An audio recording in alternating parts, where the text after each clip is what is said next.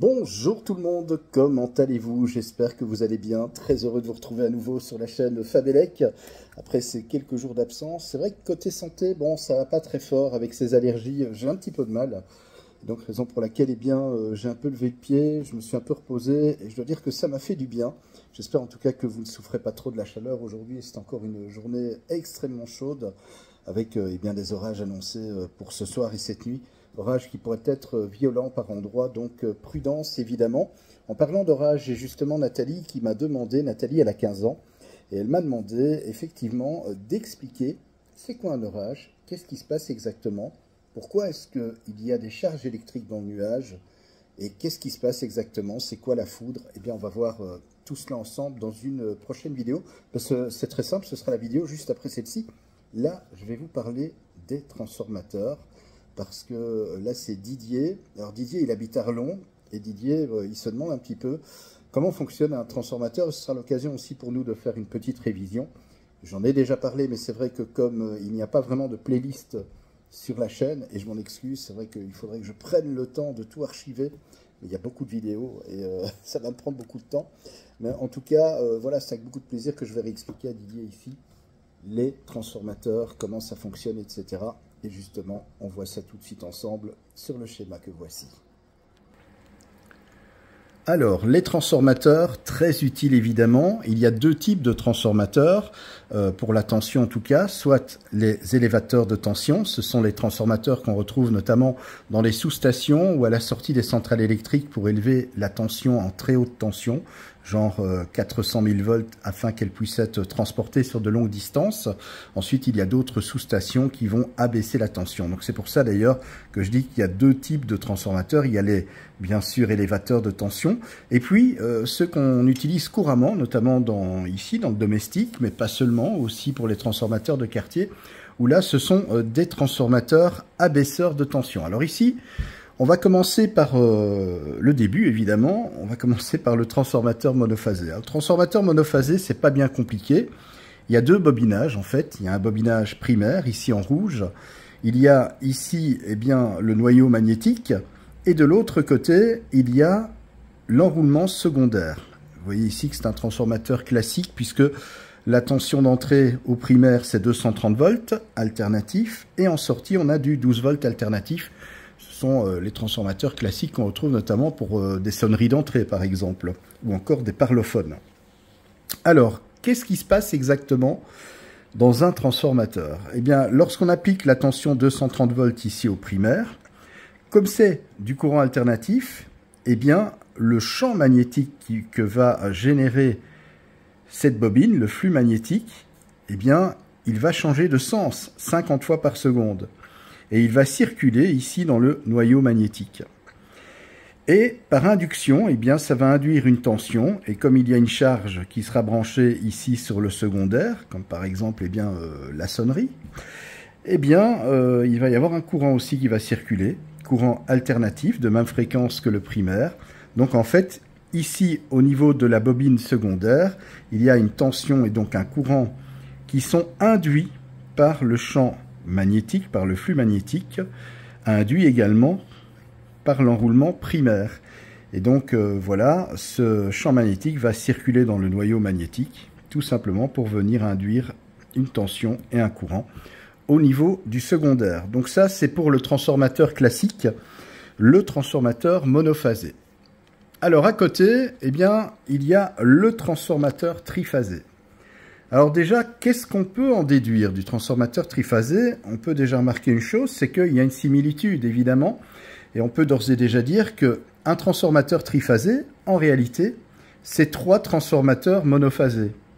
C'est-à-dire que si on a trois transformateurs monophasés, en les couplant, on peut effectivement avoir un transformateur triphasé. Ça se fait couramment d'ailleurs aux États-Unis. Chez nous, le transformateur triphasé se retrouve dans la même cuve, dans le même système. Donc on a les trois transformateurs qui se retrouvent en un seul, je vais dire en quelque sorte, ce qui est plus facile évidemment pour l'installation, etc.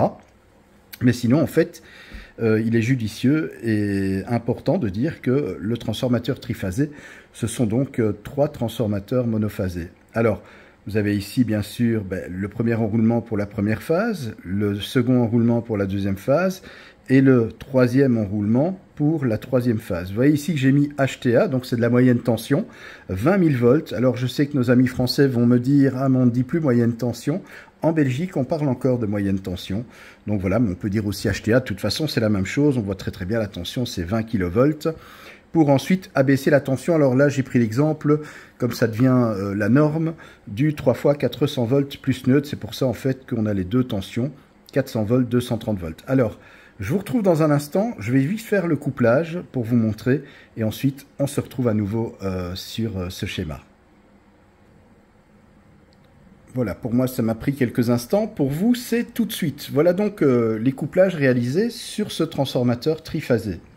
Alors, au niveau de la HTA, du 20 000 volts, c'est un couplage triangle. Vous voyez, ça s'appelle aussi delta ou triangle. Donc, on a le triangle et chaque point du triangle, en fait, ce sont les phases. Alors, comme vous pouvez le remarquer, eh bien, la première bobine est alimentée entre la phase 1 et la phase 2. La seconde bobine est alimentée entre la phase 2 et la phase 3.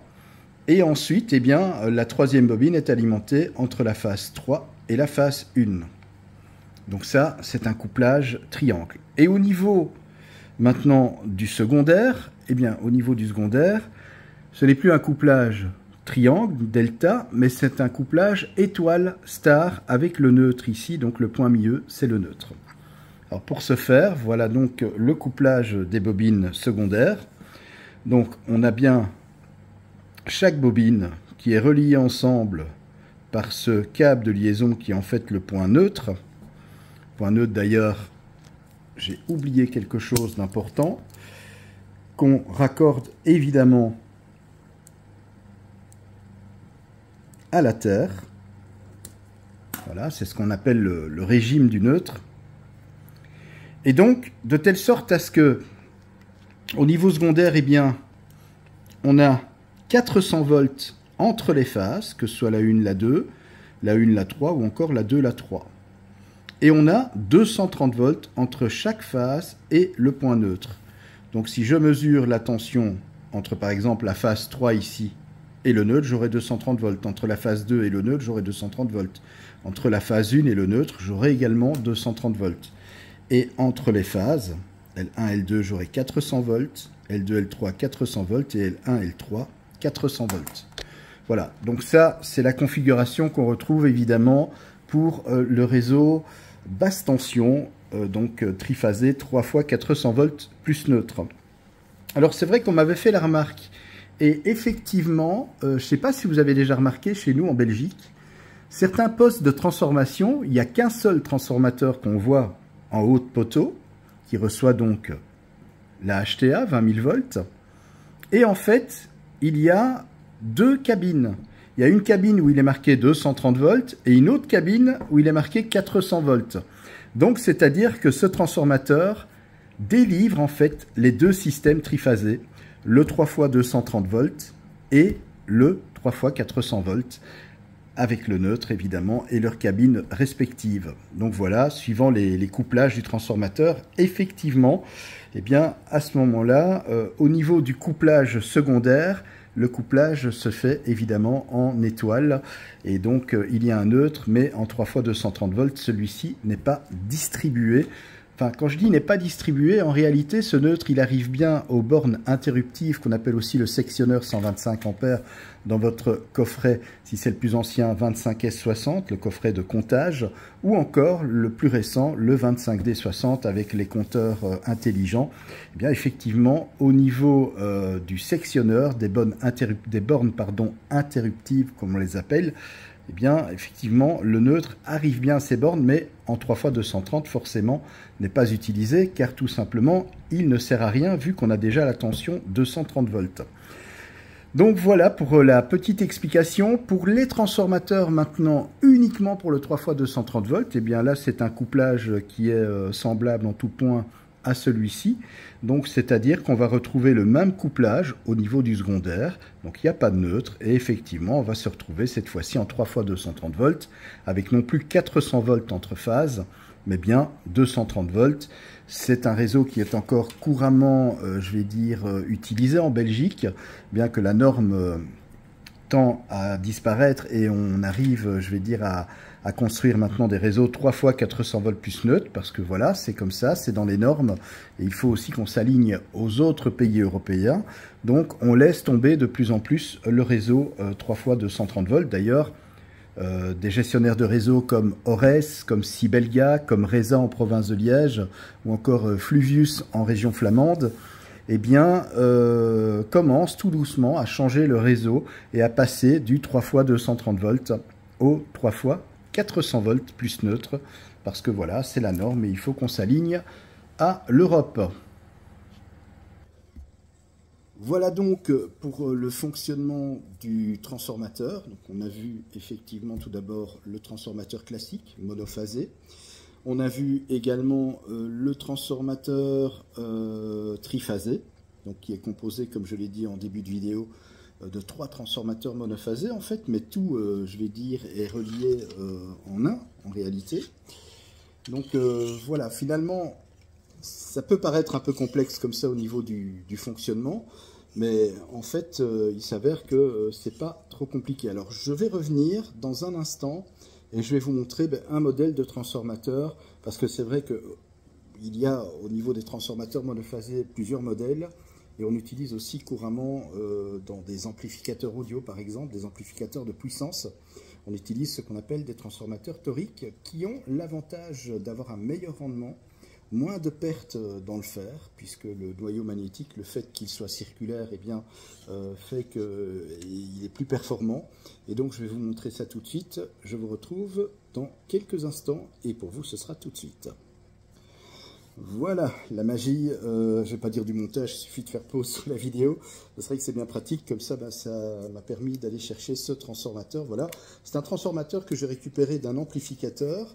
Donc voilà, un transformateur torique, ça c'est vraiment le meilleur transformateur. C'est vraiment un transformateur qui premièrement prend moins de place que le transformateur carré, rectangulaire, classique. Et puis aussi, il a l'avantage, comme je vous l'ai dit, qu'il y a moins de pertes dans le fer. Donc c'est un transformateur qui va moins chauffer, c'est un transformateur qui aura un meilleur rendement. Et comme je vous le disais, eh bien, il est utilisé notamment dans les amplificateurs, mais pas seulement. On peut le retrouver beaucoup dans le matériel hi-fi et dans d'autres applications, comme par exemple aussi des alimentations stabilisées. Alors, ce transformateur, vous voyez ici, ces deux fils ici, qui sont les plus fins d'ailleurs, hein, vous voyez, eh bien, ça c'est le 230 volts. Donc on vient alimenter avec le 230 ici l'enroulement primaire. Et vous voyez ici, il y a plusieurs fils de sortie, puisque en fait, il y a plusieurs secondaires. Donc voilà, avec différentes tensions. Donc on peut regarder ici d'ailleurs au niveau de la plaque signalétique. Donc en réalité, au niveau du secondaire, il vous ressort 2 fois 45 volts, 3,33 ampères. Et donc c'est un transformateur déjà d'une belle petite puissance. Donc voilà, je vous montre en fait ce qui est inscrit ici sur la petite plaque signalétique, sur le petit papier qui se trouve dans le transformateur. Et donc voilà, en fait on voit ici primaire 110 volts, mais en réalité ici dans ce cas-ci le primaire, je ne sais pas d'ailleurs pourquoi ils ont marqué 110 volts, parce qu'en réalité c'est en 230 volts. Donc à mon avis il y a eu une petite erreur au niveau de la plaque signalétique, parce que voilà, c'est un transformateur qui fonctionnait sur le 230 volts. Si c'était un enroulement 110 volts, il aurait brûlé évidemment.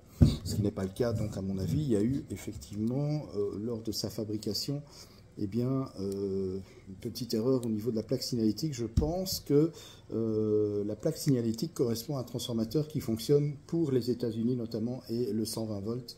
Mais ici, c'est bien un transformateur au primaire de 230 volts. Voilà, merci d'avoir regardé cette vidéo. Je vous retrouve dans quelques instants pour une nouvelle vidéo en électricité. Cette fois-ci, on va parler d'un phénomène qu'on risque fortement d'avoir ce soir et cette nuit. On verra bien un peu comment ça va se passer. J'espère qu'ils ne seront pas trop violents en tout cas. On va parler des orages. Voilà, je vous embrasse et je vous souhaite un très très bon mercredi.